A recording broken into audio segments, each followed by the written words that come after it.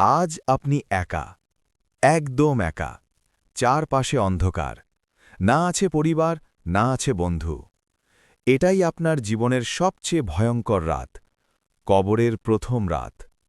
যখন মানুষ মারা যায় তখন তাকে মাটির নিচে রেখে সবাই চলে যায়, মা, বাবা, প্রিয়জন, কেউই আর আপনার সাথে থাকে না। রসূল সাল্লাল্লাহু আলাইহি ওয়াসাল্লাম বলেছেন, বান্দাকে যখন কবরে রাখা হয় এবং তার সাথীরা ফিরে যায় তখন সে তাদের জুতোর শব্দ পর্যন্ত শুনতে পায়। সহিহ বুখারী। ঠিক তখনই শুরু হয় আসল পরীক্ষা।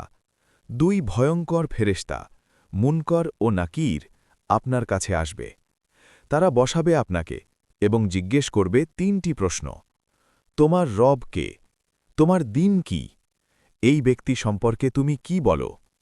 যদি আপনি দুনিয়াতে আল্লাহকে চিনে থাকেন, ইসলাম মেনে চলেন, রাসূল সাল্লাল্লাহু আলাইহি ওয়াসাল্লামকে ভালোবেসে থাকেন, তাহলে আপনি বলবেন, আমার রব আল্লাহ, আমার দিন ইসলাম, আর তিনি আল্লাহর রাসূল।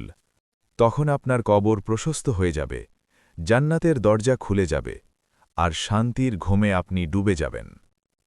কিন্তু যদি আপনি দুনিয়াতে অবহেলা করে থাকেন, নামাজ ছেড়ে দেন, গুনাহে ডুবে থাকেন, তাহলে আপনি বলতে পারবেন না। তখন কবর সংকীর্ণ হয়ে যাবে, এমনভাবে চাপ দেবে যে পাঁজরের হাড় একে অপরের সাথে মিশে যাবে। রাসূল সাল্লাল্লাহু আলাইহি ওয়াসাল্লাম বলেছেন, কবর হয় জান্নাতের বাগানগুলোর একটি বাগান অথবা জাহান্নামের গর্তগুলোর একটি গর্ত। তিরমিজি। ভাবুন, আজ আমরা দুনিয়ার জন্য কত কিছু করছি, কিন্তু কবরের জন্য কি প্রস্তুতি নিয়েছি? এই রাত, এই প্রথম রাত হবে আপনার জীবনের সবচেয়ে কঠিন পরীক্ষা। এখনও সময় আছে, ফিরে আসুন আল্লাহর দিকে, তওবা করুন, নামাজ কায়েম করুন, কারণ একদিন আপনাকেও একা যেতে হবে সেই অন্ধকার কবরের ভেতর।